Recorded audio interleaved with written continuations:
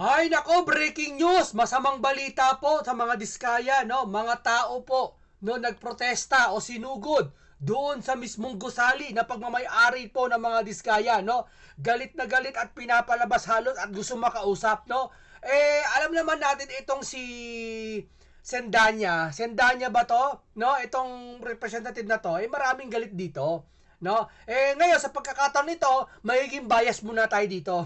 Kasi isa siya sa mga tumutulong ngayon para kalampagin, no? Para kalampagin po yung mga Diskaya. Dahil dito nagprotesta po sila at yung Akbayan Party List at kasama pa ibang nilang mga kasamahan, no?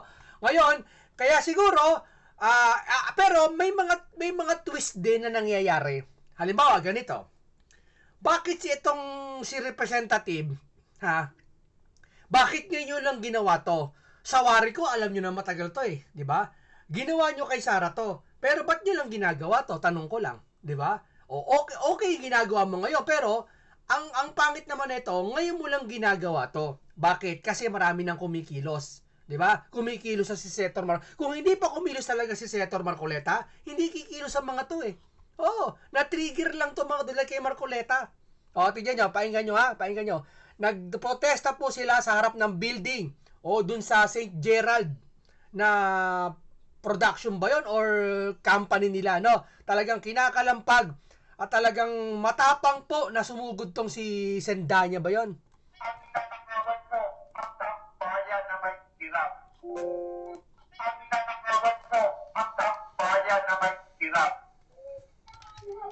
Ang masasabi ko po dito sa mga nangyayari ngayon na matinding pagkondena, matinding bashing, matinding paniningil ng ating mga kababayan sa mga kontratista na kurap, sa mga public officials na kurap, I have one word for you. Deserve. Deserve po ninyo ang ganitong paniningil ng taong bayan sapagkat ang nakawan ay ang mahihirap nating kababayan. Yun po, no. Alam mo si Percy, marami po nagagalit sa kanya, si Sendanya, no. Galit ang mga DDS niya kasi niya binabakbakan si Sara. Ngayon sa pagkakataong ito, syempre hindi natin masasabi, magiging bias muna tayo. No, good job, Mr. Percy. Bakit? Matapang po 'to eh. Tamo sa mga congressman bumilib kay Sendanya, kay Percy. Dumami like niya sa Facebook. Bakit? Kasi maraming congressman, katulad nung isa, si Atras. Diba? Si Atras yun. Tawag ko to Atras eh. Kasi talo na yun eh. Nanalo pa eh. Diba? Sa Maynila eh. Sa district, ano bang district no? Diba? Hindi katulad ng mga yon, putak ng putak kay Magalong. May mga kongresista na putak ng putak, imbis na pumutak ng pumutak, hindi na lang tumulong sa investigasyon na ginagawa ni Marcoleta. Bagkus, sila mismo nagkakandak kuno ng investigasyon. Para bang lumalabas, iniinsulto si Marcoleta pa. Diba? Ngayon, pag may lumabas na bago nagsalita ba si Magalo, aambag sa dun sa sa ebidensya, aambag dun sa nangyayaring flood control, magagalit sila. Babatikusin nila. Diba? Hindi na lang gawin yung katulad dito ni Percy. Ayan, nagprotesta siya. Hindi dahil sa kaguluhan ng gusto. Kalampagin. Para hindi natin alam kung makukonsensya ba ang mga Diskaya o ito ba'y mapipressure sila sa ginagawa ni Sendanya. Ito, representative to. Congressman din to. Sa ngayon, bias muna tayo. Kay Percy muna tayo. Sa susunod, kung gumawa ka pa ulit ng... Sabi ko nga, pag gumawa ng kabutihan, purihin. Palakpakan. Kapag gumawa ng kapalpakan, birahin. 'Di ba? Basagin. 'Di ba? Punahin, di ba? Ngayon ito nga si Percy, sabi ko nga dapat ito ginagawa ng mga congressman na hindi naman kayo magpoprotesta eh. Aambag lang kayo tulad ng ginagawa nila Magalong, nila Vico Soto. Si Vico Soto, nami-pressure, hindi siya nami-pressure, sinasabi niya yung katotohanan. Bahala na lang kung ma-pressure ang mga Diskaya. Si Magalo naman, maglalabas ng mga ebidensya para sa mga congressman sangkot o kontraktor. Diba? Hindi yung putak ng putak, bakit ganyan-ganyan ka ikaw? Lumabas ka rito, sabi ni Atras. Diba? Imbula ang propeta, sabi ni Marcoleta. Diba? Bakit ka kasi ganyan? Bakit kayo ganyan-ganyan? Gayahin nyo lang to. Ito, painggan nyo pa. Akbayan nagkilos protesta sa harap ng construction company ni Sara Diskaya. Mga kabrigada, nagsagawa ng kilos protesta ang Akbayan at youth group sa labas ng St. Gerard Construction na pag-aari naman ni dating Pasig City mayoral candidate Sara Diskaya ngayong araw. Bilang isa sa top 15 contractors na nakakuha daw ng 20% ng flood control budget ay niugnay sa substandard at ghost projects binweltahan ni Akbayan Representative Percy Cerdanya ang mga Diskaya dahil daw sa maling paggamit ng pondo. Dapat ang niyang kasuhan at ikulong ang mga mangungulimbat ng buwis ng mga mamamayan. Punto pa ni Cerdanya, deserve ng pamilya Diskaya na umani ng batikos ang pagyayabang daw ng yaman at luho. Akbayan nagkilos protesta dahil dyan sa harapan mismo ng construction company ni Diskaya.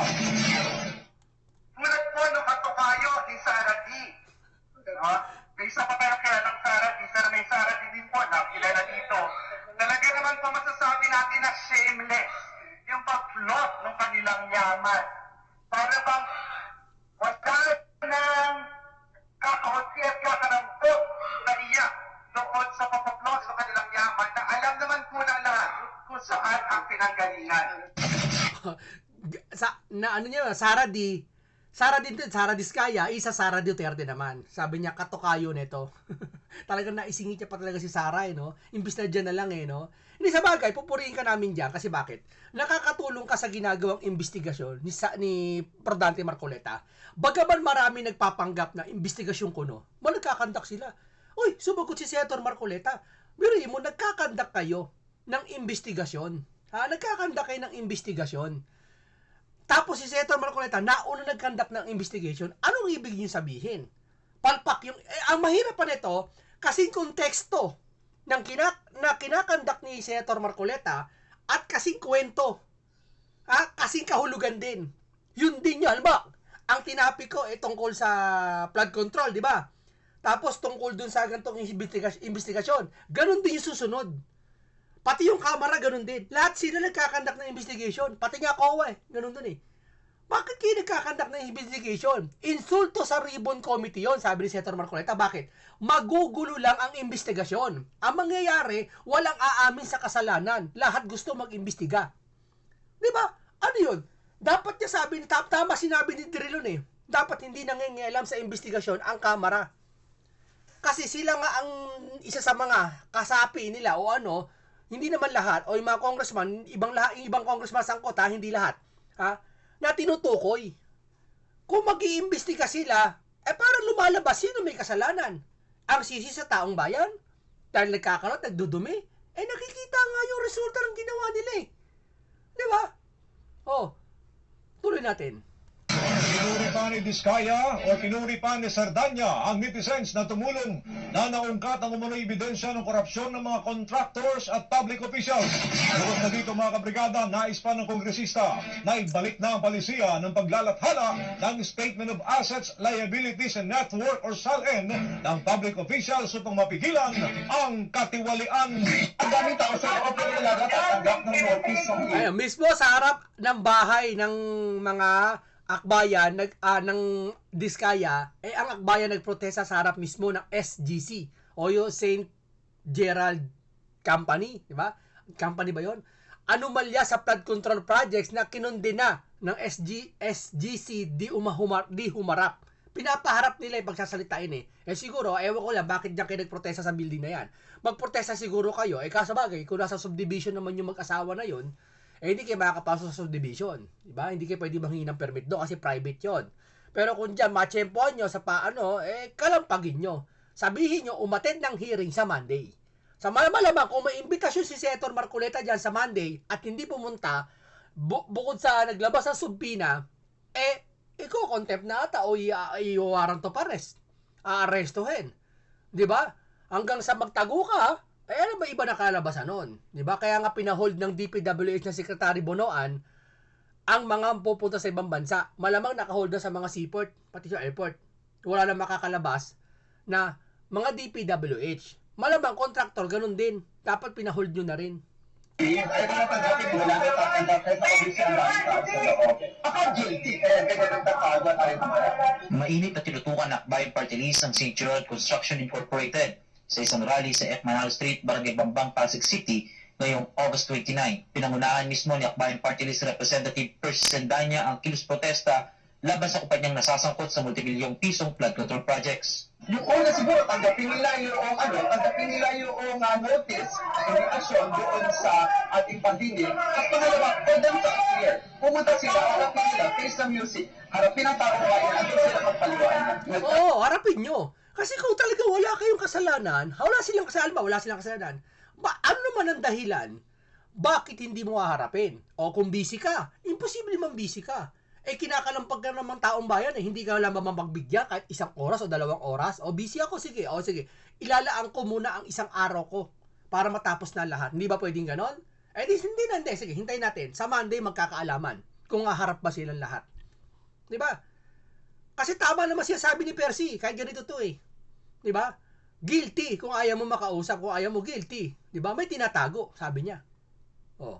Panoorin pa rin. Hindi na mag-serve yung ating mga staff council representatives. Pero ang sinasabi siguro, wala daw tatanggap. Pero pag tumingin kayo ngayon, ang daming tao sa kabila doon. So, paano walang tatanggap?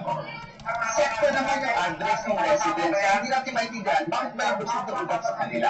Mukhang may instruction talaga na magpaggabi. So, talagang umiiwas sa paggabi. Panawagan ng grupo, humarap ang SGC sa committee hearing ng mababang kapulungan at sagutin ang mga issue ng umunoy irregularidad at ghost projects. Gihit ng Akbayan, ilang ulit na nagpadala ng sulat ng kamera sa kumpanya, subalit wala raw tumatanggap dito. Sabi mo, walang tumatanggap? Doon pa lang eh. Hindi ka ba kayo paghihinalaan sila? Hindi ba sila paghihinalaan ng taong bayan yan? Dapat formal, kapag negosyo nagpadala dyan, andyan kagad, sagot kagad. O yung dati, DPWH, may project, sagot kagad.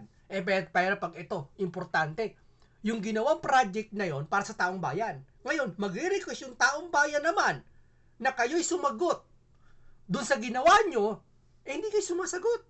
Parang pinagkaibayan doon sa karinderya, doon sa restaurant, umorder ka, ang bilis-bilis mong inorderan, inatin yung pagkain sa kanya. Sir, ano pong order nyo? Diba? Nung yung malaman mo na nagrereklamo ka na, babagal nyo na. Kailangan mabilis ka. O ito, reklamo ako, may langaw sa ano mo, may langaw sa plato ko. Mabilis ka dapat. O sige, ano po yun? Ayusin po natin, palitan po natin yung pagkain nyo na may langaw. Sige po, libre na lang po lahat yan. Yun ang gusto kasi ng tao, assurance. Doon sa ginawang project control nyo. Diba? Flood control project nyo. Yun ang gusto ng mga tao, pati ng mga ibang party list. Na malinawan yung tao.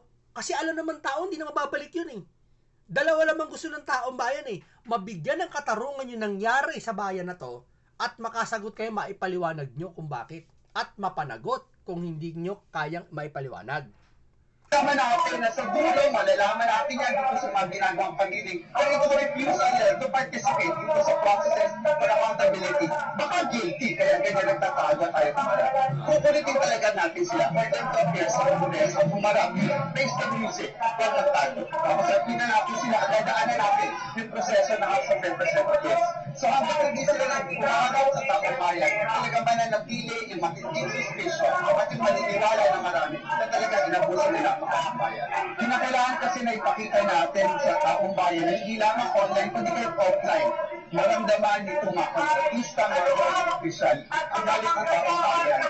Kasi tingin ko ito yung mahalagang sigla para buksan ito makasapin pagdating sa katiwalian kung saan meron talagang totoong mapapanagot. Hindi lamang bubuksan, kundi merong gulo na pananagutan. Masukatan para sa akin kung magiging successful ito na ginagawa kayo ng pamahalaan ay kung meron pa mapaparusahan at mas mahalaga ay mababawi pa doon sa mga nilakaw sa kaban ng taong bayan. Gayun pa man, ilan sa mga dumalo sa rally ang amin ding nakausap, ngunit aminado silang hindi batid ang detalye ng ipinadalang sulat ng House of Representatives.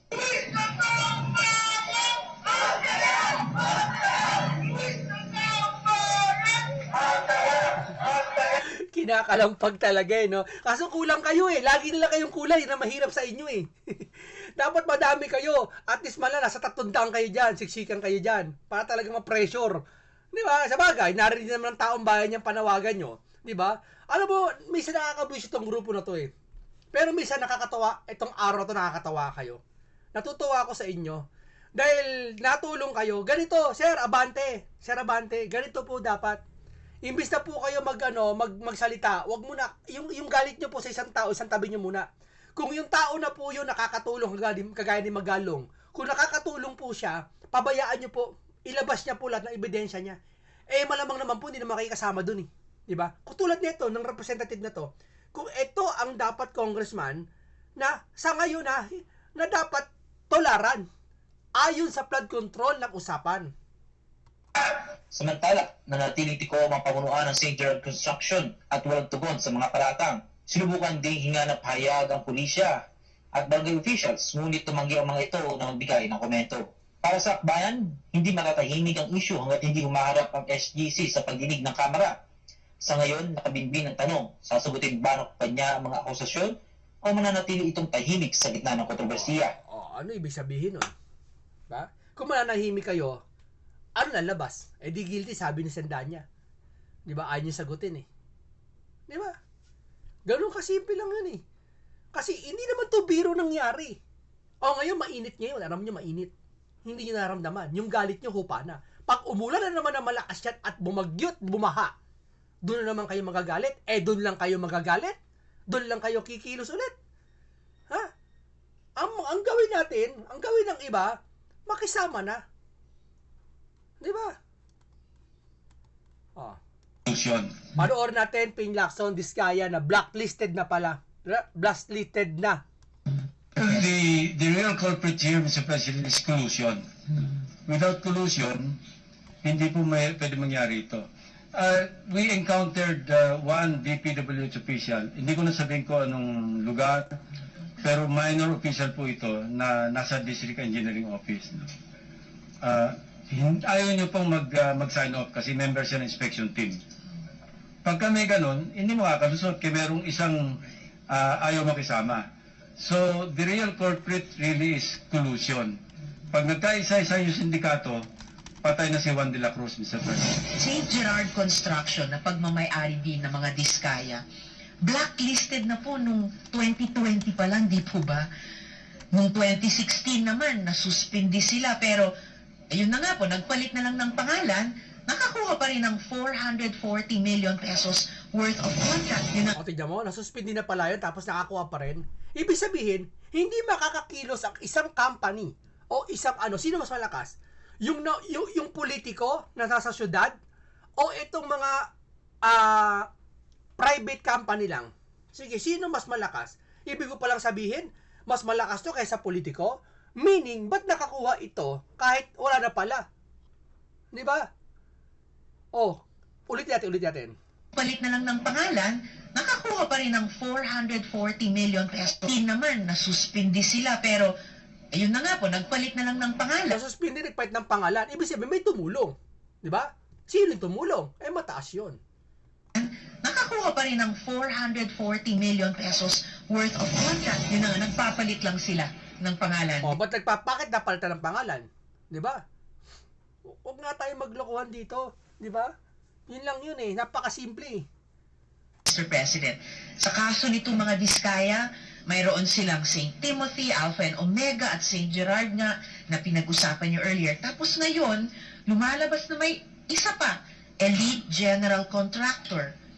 How would blacklists work kung nakapagtatayo lang din ang mga kontraktor ng bagong kumpanya para ikutan niyang blacklist na yan? At bakit pa tayo nag-blacklist? Tapos, nakakabalik lang. Mabas na po sa balita over... bakit tayo nag-blacklist tapos nakakabalik lang? Ano ibig sabihin? Sige nga. Nalagyan ba tayo?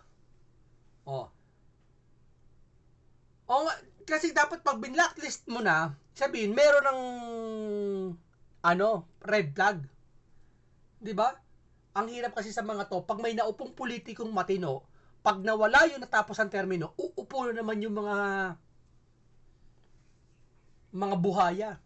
'Di ba? Imbis na pangat yung Pilipino, lulubog na naman dahil sa mga kurakot na to. Sabi ko sa inyo, ang Pilipinas hindi mahirap.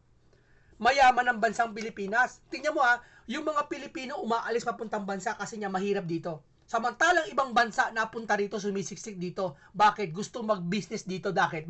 Ang katuwiran nila, mayaman ang bansang Pilipinas. Nandito ang pera sa atin, andito ang resources sa atin. Ang klima, tamang-tama. Sa pagtatanim, tamang-tama. Di ba? Oh. Eh bakit tayo naghihirap? May mga nagpapahirap kasi. May mga nagpapahirap po. 'Di ba? Hindi naman po tayo mahirap na bansa eh. Sa mga nagpapahirap na ng mga politician. The Hindi lahat ah. weekend na ang asawa ng isang COA commissioner ay nakakuha di umano ng humigit kumulang ng 200 million pesos worth ng flood control projects. Yung mismong opisyal ng ahensyang na atasan i-audit ang mga proyektong ito ay tila may koneksyon sa modus ng flood control. So kung kasabot pati yung COA, kasabot yung inspector team, kasabot yung district engineer, kasabot yung project engineer, naloko na. Alam mo sir, napakadali na niya yan sir eh. Sabi ko nga sa inyo, sa isang distrito muna tayo. Halimbawa, isang distrito. Sino district engineer nun? Sino DPWH official nun? Sino contractor nun? Kung yung distrito na yon sira, ay yung ginawa niya, hindi sira kulang. Parang wiper.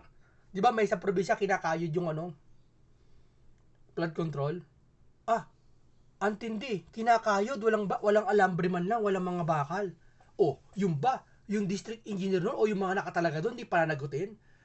Hindi na kailangan pagbintangan eh. Hindi na kailangan silang ebidensya eh. Ayun na ebidensya yung ginawa nila. Tanungin, bakit nagkaganyan yan? Nasaan ang budget yan? Pakita lahat ng yung budget noon para doon. Ang budget doon ang pinaka-standard doon. Pinaka-standard doon, pinaka-maganda na. Ano ba? 10,000 sakong simento. 20 truck ng graba. Dapat ganun. Pero pag nakita, 1,000 sako lang, di panagutin. Yun lang, yung simple lang eh. Kailangan pa ba natin ng ebidensya dyan? Sus naman. So kaninong kasalanan yan ngayon? Huwag niyong galawin yung pera ng taong bayan. Kasi yan, tayo lahat, babayad ng buwis, lalagay dyan, gagawin infrastruktura, kailangan maayos, walang masisira dyan. Ano ang unang ginawa niya? Dinismantle niya yung PACC. Yan yung watchdog ng corruption. So, sino ang most responsible na? Siya. Ito Ang tinutukoy niya dyan, si Marcos. mga nag-iingay ngayon, that is yung sumasakay sa plataforma, kunwari ng presidente na may expose siya, you ask the president himself. He is the only one who can fix this. Hindi ang pagtuturo niya sa mga Congress, it will not fix anything. It will not fix anything. And, isa pa, 3 taon na siyang nakanganga lang, kaya nangyari yan. Totoo yan. Kasi sabi ng mga tanso, marami nagawa ang BBM. Sige, papalagat niya marami yung ginawa. Bakit? Yung mga ginawa ba na yon katumbas ngayon ng flood control? No, sobra pa ang flood control. Alos trilyon na o umigit kumulang 1 trilyon na ang flood control. Imagine, wag lalanglangin ng 1 bilyon. 1 trilyon ang uusapan, 560 billion. Gano'ng kalaking pera yan? Marami na napakain yan. Marami na relocation sa mga mahihirap niyan. Marami na pag-aral ng mga bata niyan libre. Marami na mga dialysis na libre niyan. Pati mga center niyan libre na kung doon nilaan. At paaring yung kuryente, ilagay doon. Hindi. Bukod sa flood control, pamigay pa ng ayuda si Tambonjing. Di ba? Bilyon din yun. O milyon. Di ba? Antitindi, di ba? Ngayon, sabi niya ni Baste, sa 3 years mo, ano ginawa mo? Sige, binagawa ka, pero palpak yung flood control. Bawi. Di ba? May napaganda ba? Hindi, napasama. Bagsak ekonomiya natin dahil sa baha. Di ba? Tamo, may bumagsak na naman tulay. Tamo, hinahayag sila isa-isa. Bakit? Alam ng Diyos si Senator Marcoleta ang nag-iimbestiga.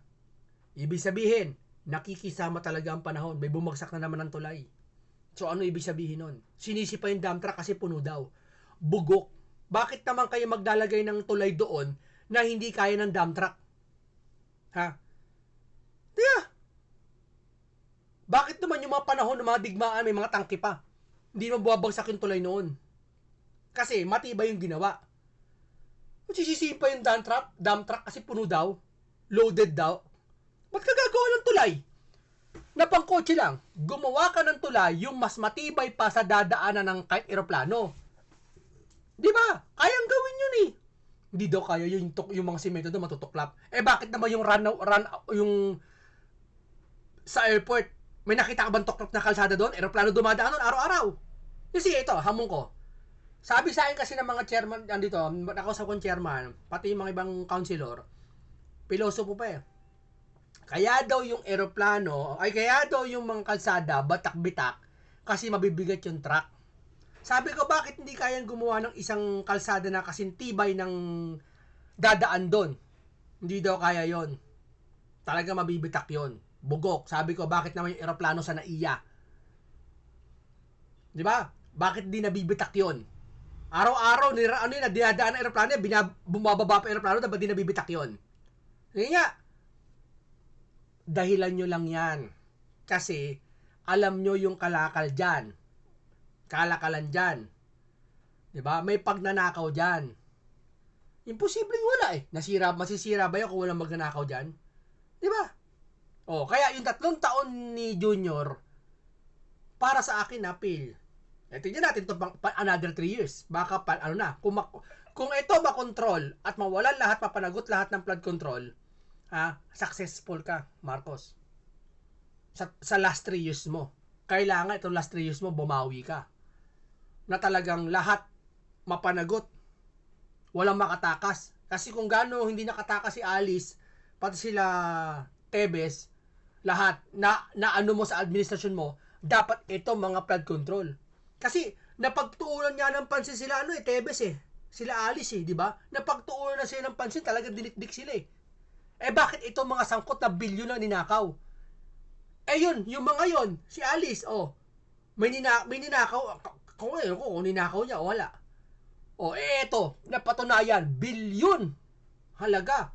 Bakit di hulihin, di puspusin, tulad ng panguhuli sa mga nakaraan? Ba't hindi to paghahanapin at simulan na kagad? Ayun, bilisan Di ba?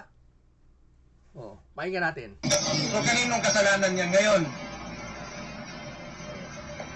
It will only happen if you allow it to happen.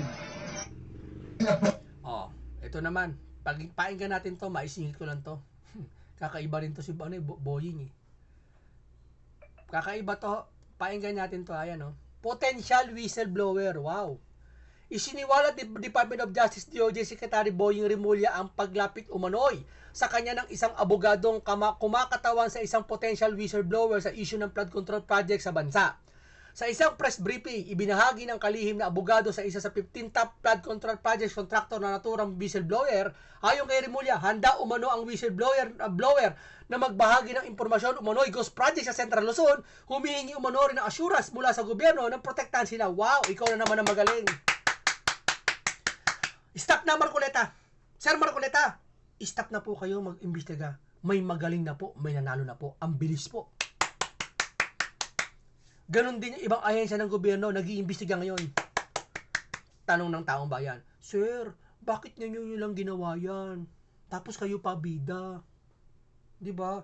Kayo nung credit po yan, sir, sa inyo kay Marcoleta. Hindi naman kailangan ni Marcoleta ng credit Ang gusto lang niya, makisama kayo kay Marcoleta, huwag kayong gumawa ng sariling investigasyon.